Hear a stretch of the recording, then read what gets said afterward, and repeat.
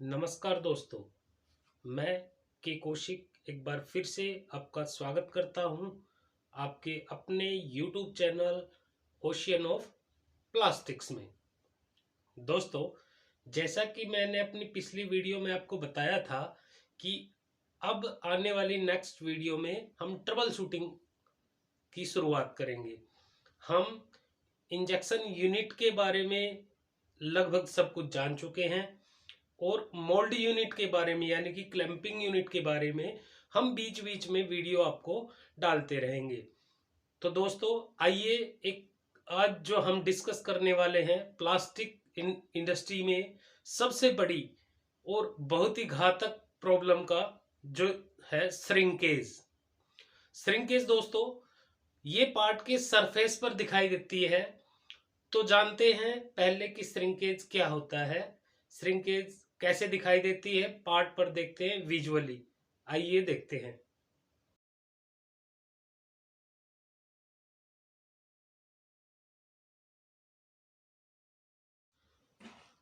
दोस्तों, हमने देखा कि श्रिंकेज क्या होती है और पार्ट पर हमने देखा कि श्रिंकेज कैसे दिखाई देते हैं।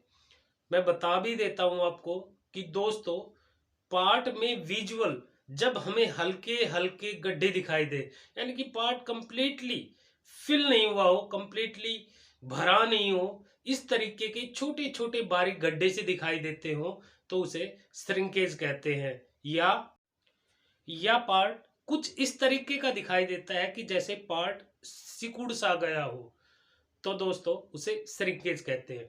आइए अब जानते हैं कि श्रिंकेज को सही करने के लिए हमें मशीन में इंजेक्शन यूनिट की या मोल्ड की या मशीन के मेंटेनेंस की क्या क्या सेटिंग्स करनी होगी। दोस्तों, सबसे पहले एक नॉर्मल काम हम देख लेते हैं कि हमारा पार्ट कहीं से कैच तो नहीं हो रहा है, मतलब लॉक कैच हो रहा हो, इजेक्टर कैच हो रहा हो या फंस के निकल रहा हो। तो ये कैचिंग हम चेक कर लेते हैं विजुअली कि अगर हमारा पार्ट कहीं से कैच हो रहा हो तो इसमें श्रिंकेज आ सकती है।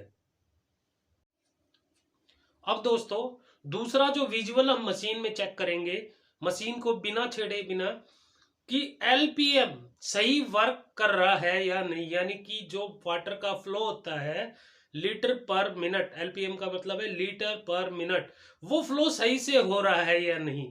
ये हम विजुअली मशीन में देखेंगे कि अगर हमारे वाटर का फ्लो सही से नहीं हो रहा है, उसमें कुछ रुकावट या दिक्कत आ रही है, तो भी श्रिंकेज आ सकता है। तीसरा जो हम देखेंगे कि यदि मशीन का रिंग या प्लंजर डैमेज है या उसमें कुछ पार्टिकल अटका हुआ है, यानी कि अगर मटेरियल का प्रॉपर फ्लो नहीं हो रहा है, हम ये मैनुअली पर्जिंग करा के देख सकते हैं कि जो हमारे मटेरियल का फ्लो है वो प्रॉपर हो रहा है या नहीं हो रहा है। हम इंजेक्शन यूनिट को पीछे करके मटेरियल का फ्लो करा के देखेंगे मैनुअली, तो उससे हमें पता चल जाएगा कि हमारा रिंग प्लंजर ओके है या नहीं है। यदि हमारे मटेरियल का फ्लो सही है तो हमारा रिंग प्लंजर ओके है, डैमेज नहीं है। और यदि फ्लो सही नहीं हो रहा है, यानी कि रुक रुक के मटेरियल आ रहा है, तो भी श्रिंकेज आ सकता है। ये हम मशीन में विजुअली चेक कर लेते हैं। दोस्तों, आगे यदि hot runner manifold material leakage है, तो मतलब अगर नोजल के पास से या कहीं से भी अगर हमारा मटेरियल लीकेज हो रहा है, यानी कि जो इंजेक्शन के लिए एक पार्ट के इंजेक्शन के लिए जो मटेरियल हमारे रिंग प्लंजर के आगे इकट्ठा हुआ था, वो अगर प्रॉपर क्वांटिटी में मोल्ड में फिल नहीं हो रहा है, यानी कि उसमें कहीं भी रुकावट आ रही है या वो कहीं से लीकेज हो रहा है, टपक रहा है या गिर रहा है, तो भी श्रिंकेज आ सकता है। ये हम विजुअली चेक कर सकते हैं।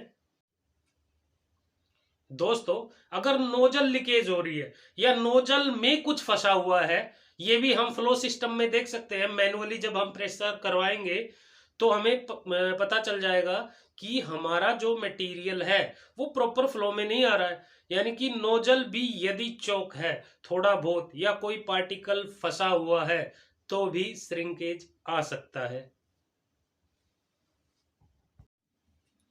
दोस्तों, यदि मोल्ड और नोजल मिसमैच है, यानी कि उनका जो मैचिंग है, यानी कि ये नोजल और मोल्ड इस तरीके से मैच होते हैं, यदि थोड़ा बहुत ये मिसमैच है, अप एंड डाउन, दाएं या बाएं, तो भी श्रिंकेज आ सकता है। क्योंकि इससे क्या होगा कि प्रॉपर जो क्वांटिटी और प्रॉपर फ्लो में मटेरियल मोल्ड में नहीं फिल होगा, और अगर प्रॉपर क्वांटिटी भी नहीं जाएगी तो भी श्रिंकेज आ सकता है।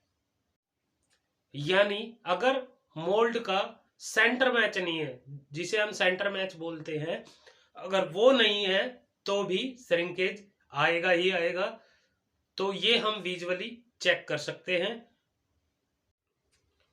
यदि मोल्ड का टेम्परेचर ज्यादा है तो भी श्रिंकेज आ सकता है।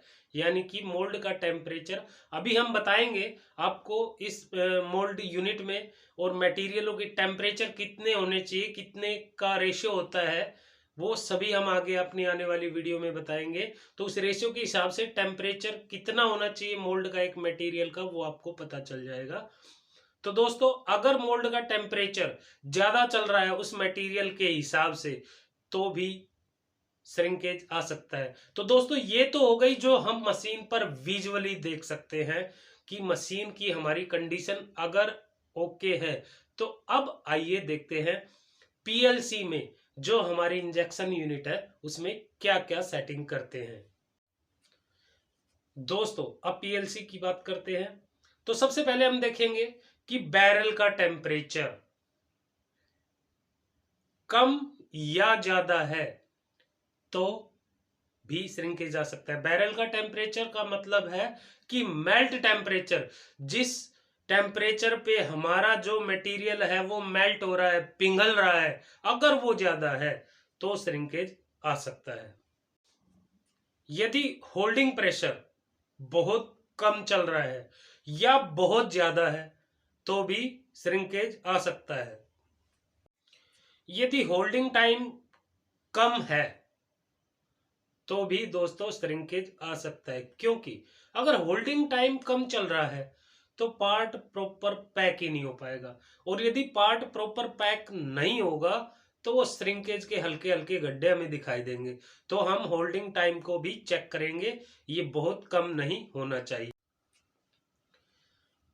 अब आगे क्या सेटिंग देखेंगे कि यदि जो शॉर्ट साइज है, यानी कि पार्ट को फिल करने के लिए जितनी ग्राम क्वांटिटी या जितना एमएम मटेरियल की जरूरत थी वो ही अगर प्रॉपर नहीं है, यानी कि अगर पार्ट अनफिल सा हो रहा है, श्रिंकेज आ रहा है और प्रॉपर कोई फ्लैश भी नहीं बन रही है, तो इट मीन्स हम मटेरियल हमारा शॉर्ट है, यानी कि शॉर्ट साइज कम है। तो हम थोड़ा मटेरियल बढ़ा के देखेंगे। यदि मटेरियल फीड, जो मटेरियल हमने पार्ट को फिल करने के लिए लिया है, उसकी अगर मात्रा क्वांटिटी कम होगी जो एक पार्ट को फिल करने के लिए रिक्वायरमेंट है, तो भी श्रिंकेज आ सकता है।